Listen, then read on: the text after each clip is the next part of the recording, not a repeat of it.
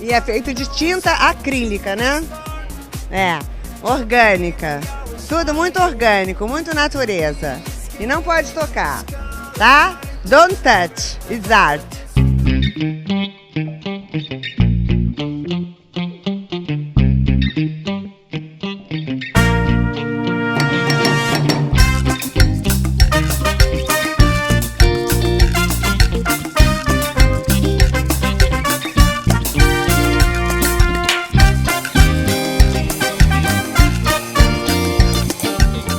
E aí, gente perdida?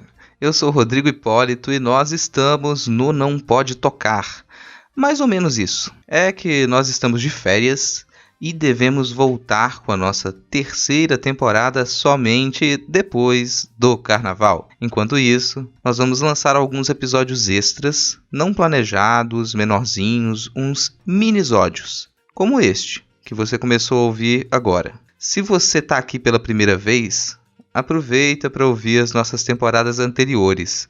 A gente tem o Pataquadas, que é o programa em que a Alana de Oliveira repercute as principais notícias do mundinho da arte. O Não Pode Chorar, em que nós refletimos sobre as desventuras da vida e pensamos em modos de lidar com elas. E o próprio Não Pode Tocar, com conversas, entrevistas e ensaios sobre teoria, história, crítica de arte e temas afins. Na descrição deste episódio tem os links para os nossos perfis no Twitter, inclusive o nosso perfil oficial, que é comandado pelo Tiwi, o nosso cão podcaster. Sim, a gente tem um cachorro na equipe. Segue o Titi no Twitter e no Instagram e vai lá ganhar uns lambejos. Em ambas as redes ele é @nãopodetocar. Lembra que o pod é sempre com um D mudo. É com esse mesmo nome que você nos encontra em todos os agregadores de podcast e nas plataformas como Spotify, Deezer, YouTube e por aí vai. Na descrição tem o link para esses canais e mais algumas coisinhas. Verifica aí, se inscreva para receber os nossos próximos episódios e aproveite o verão ou o inverno. Neste episódio, a Fabiana nos apresenta um curto ensaio sobre memória, construção poética e como elas estão ligadas às nossas experiências pessoais. O ensaio parte de situações pessoais, até porque seria bem difícil falar honestamente sobre memória se fosse apenas para adivinhar as memórias dos outros. No caso desse ensaio, nós temos uma construção textual em fluxo de consciência. Como nós montamos nossas memórias? Memórias são montadas como qualquer texto composto de referências aleatórias, juntadas por afeição. Porque todas as referências que permanecem só permanecem por alguma espécie de afeição, nem que seja o ódio e o nervosismo. Processos poéticos misturam a vida pessoal, a vontade de realizar algo grandioso ou bem simples, como enviar uma mensagem para alguém. Conhecimento e as referências que acumulamos e o modo de fazer e de apresentar, que são também escolhas pessoais. Uma boa escuta e depois conta pra gente o que você pensou ou sentiu com a escuta desse ensaio.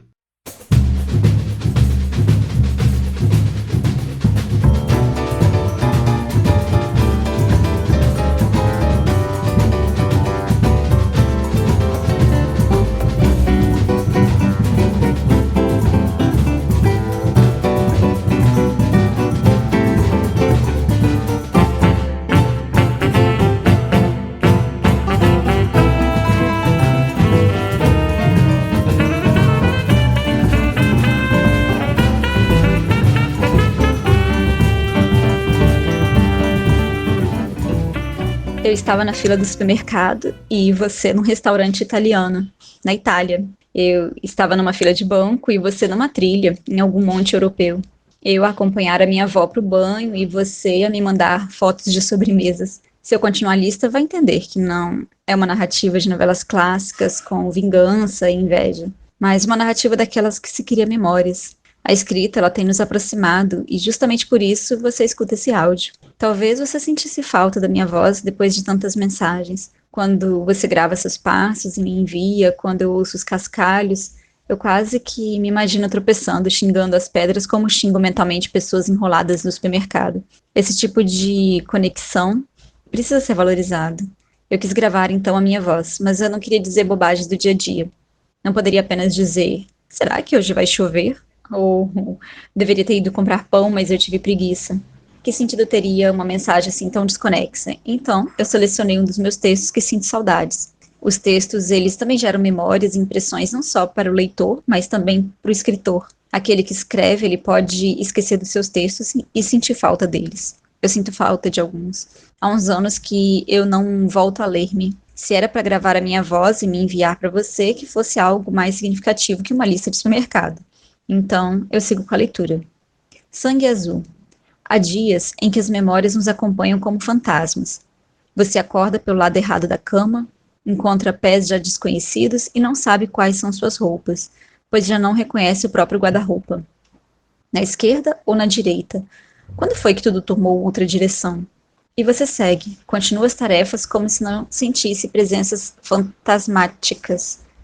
Como assim essas frases fazem tanto sentido quanto extrato de tomate? De fato, memórias podem ser fantasmas, mas presenças fantasmáticas parece mais título de obra artística que um estar perdido dentro da sua própria casa. Eu insisti na leitura algumas vezes, mas eu vou lhe poupar dos engasgos, eu já percebi que isso não vai dar certo. A conversa de elevador certamente seria muito mais cativante. Não que o texto seja exatamente ruim, ele apenas não diz mais o que a memória do texto dizia.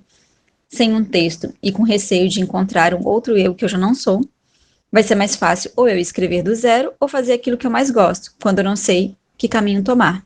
Ou seja, aleatoriedade. Eu vou escolher um livro, abrir uma página aleatória e ler ali um trecho. Vamos lá, ver o que isso vai dar.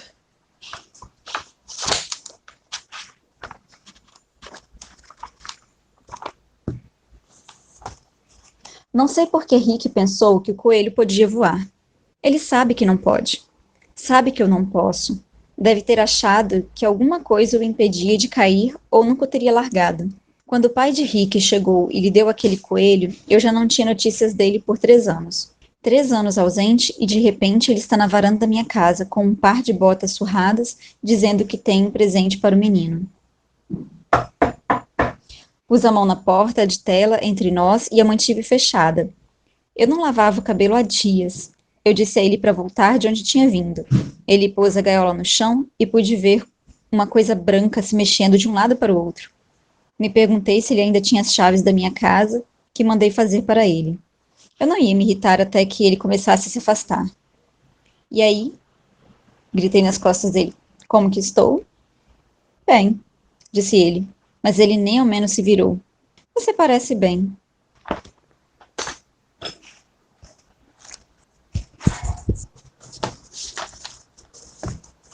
É a memória que se recorre com tais períodos enriquecidos por orações subordinadas, emaranhadas umas nas outras e recheados, como gansos assados com maçãs, com essas frases que uma pessoa não pode enfrentar sem antes consultar o relógio. Mas a memória desempenha sim um papel que deveria caber ao entendimento e à capacidade de julgar, cuja tarefa acaba sendo dificultada e enfraquecida. Pois períodos desse tipo oferecem ao leitor frases cortadas ao meio, que sua memória deve acumular e conservar, como os pedacinhos de uma carta rasgada, até que aquelas metades sejam completadas pelas que chegaram depois, para só então passarem a fazer sentido. Por conseguinte, ele precisa ler até um certo ponto sem pensar coisa alguma, apenas memorizando as informações todas, com a esperança voltada para o final, que lhe dará alguma luz sobre o que foi lido e possibilitará que tenha algo para pensar.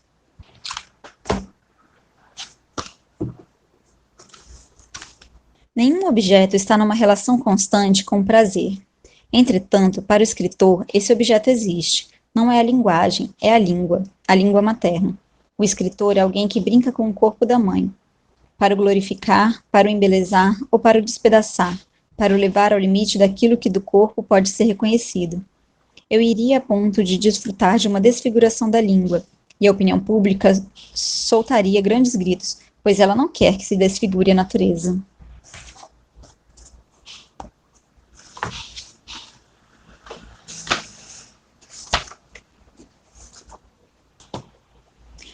Deixa pra lá, disse o homem. É uma coisa complicada, e num dia como este não vale a pena complicar a vida. Por que não vai dar um bom mergulho antes do almoço?